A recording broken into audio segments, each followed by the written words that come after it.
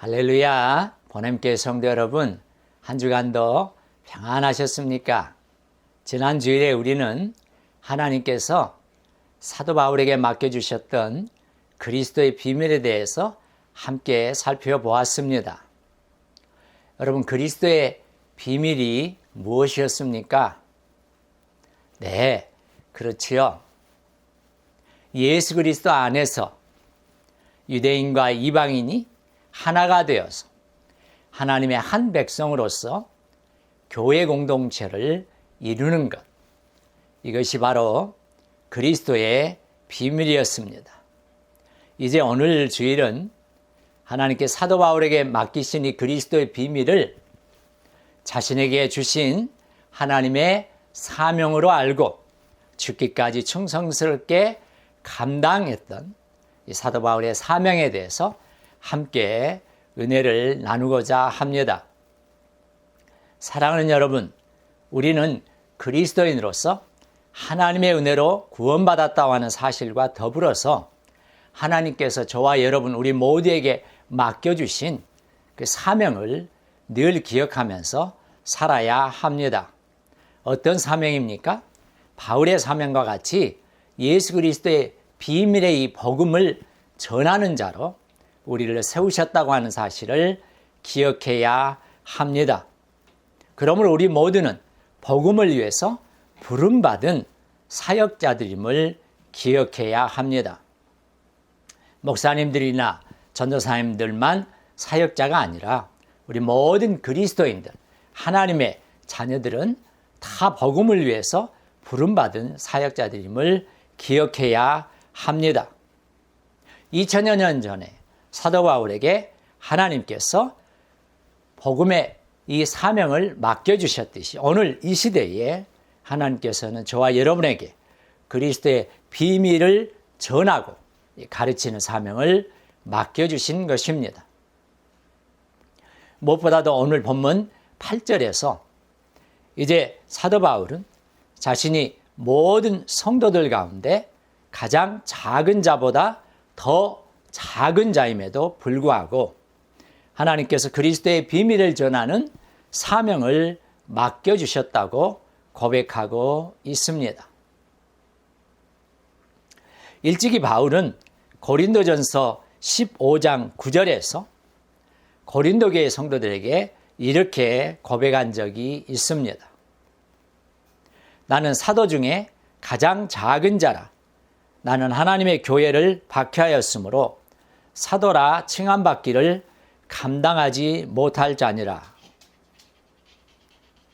여러분, 그런데 오늘 이 본문인 에베소서 3장 8절에서 사도 바울은 사도들이 아니라 성도들과 자신을 비교하고 있습니다. 바울은 자신이 성도들 중에서 가장 보잘것없는 존재요. 따라서 하나님의 비밀을 전하는 이 사명을 받을 자격이 전혀 없는 존재라고 고백하고 있는 것입니다.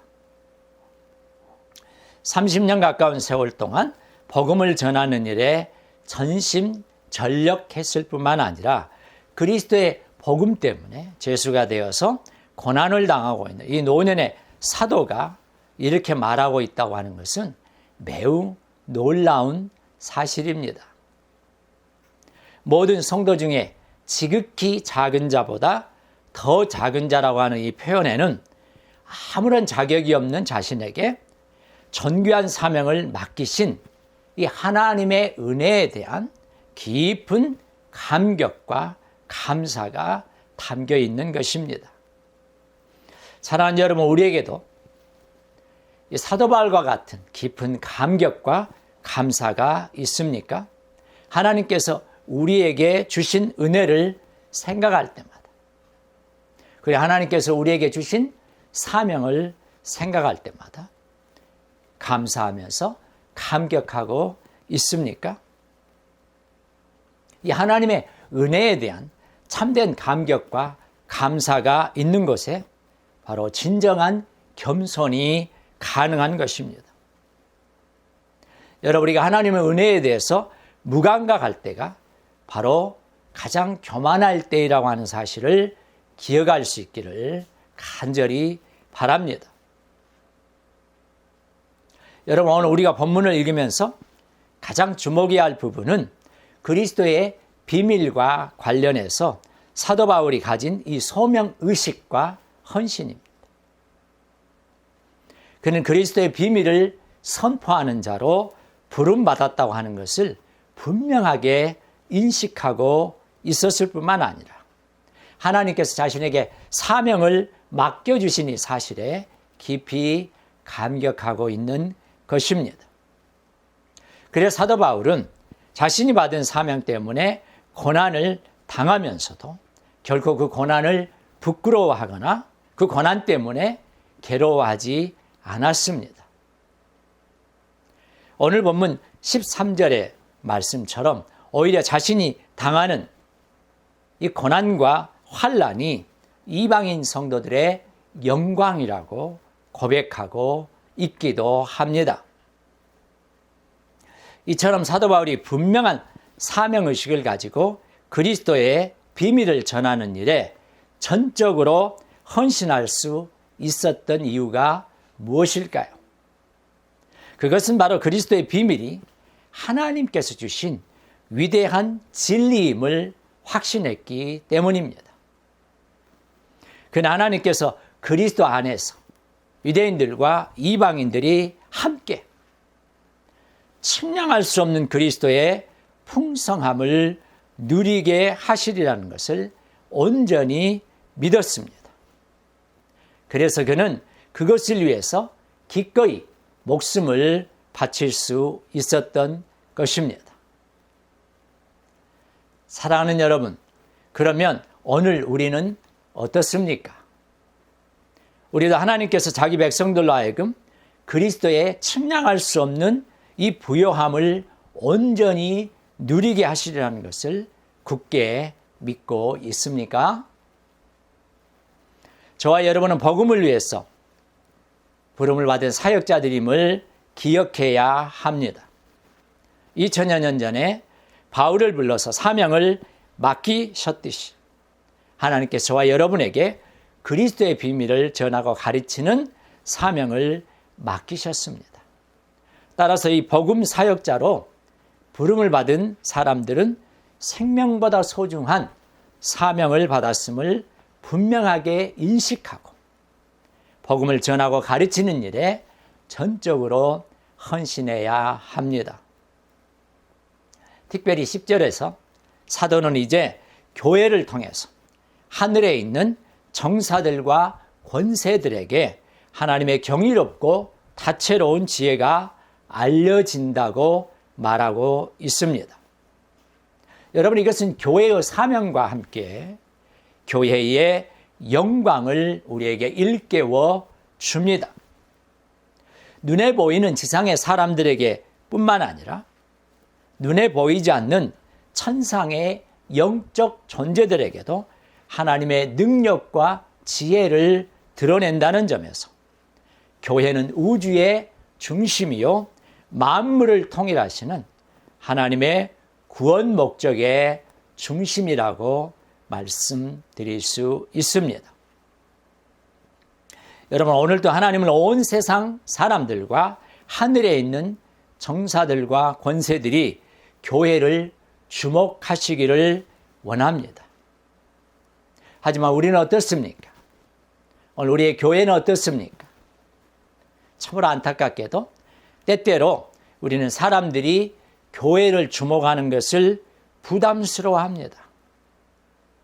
심지어 어떤 경우에는 할 수만 있다면 교회를 숨기려 합니다.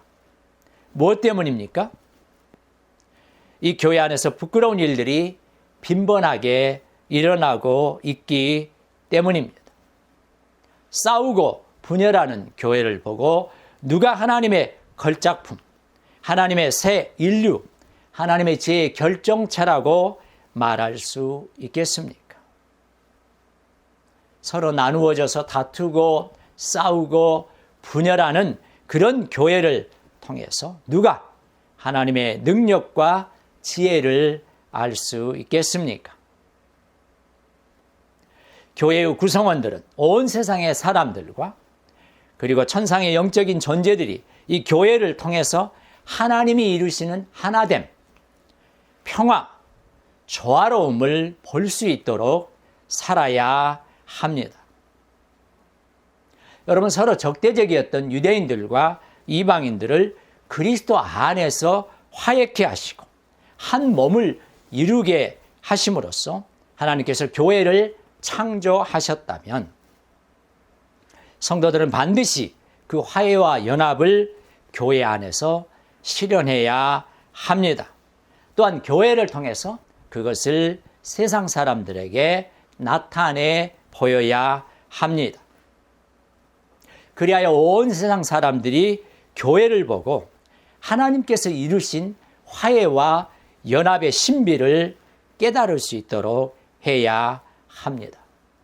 사도 바울이 에베소서 전체를 통해서 교회의 연합과 화해를 강조하고 성령의 하나 되게 하신 것을 힘써 지키라고 강력하게 요청하고 있는 이유가 바로 그 때문인 것입니다.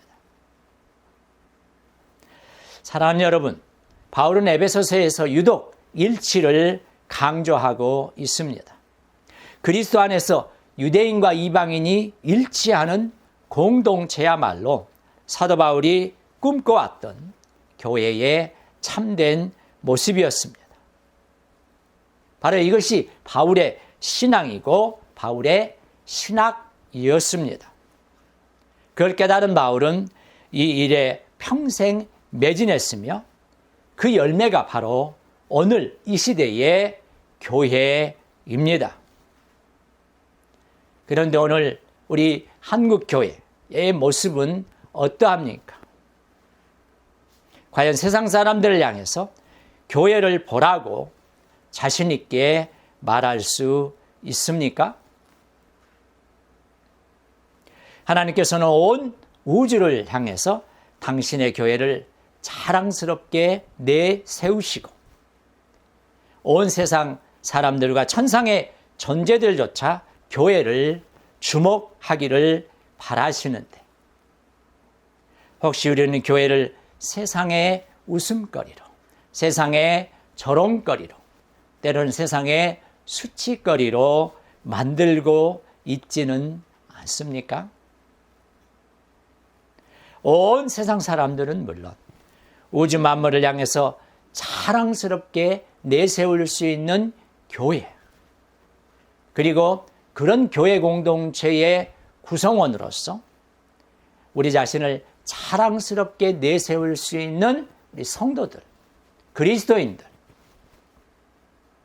늘 오늘 말씀을 기억하시면서 우리에게 주신 사명이 무엇인지를 기억하면서 우리의 말 한마디, 우리의 행동 하나하나를 통해서 또 교회 안에서의 서로 다투고 싸우고 분열하는 모습이 아니라 하나 되고 화해하고 화목하고, 그래서 우리 교회를 통해서 우리 그리스도인들을 통해서 우리의 성도들의 일상적인 삶을 통해서 하나님의 영광이 온 이방인들에게, 온 세상 사람들에게 낱낱이 드러나고 보여주고 증거되는 그런 복된 삶을 사시는 한 주간이 될 수 있기를 주님의 이름으로 축원합니다.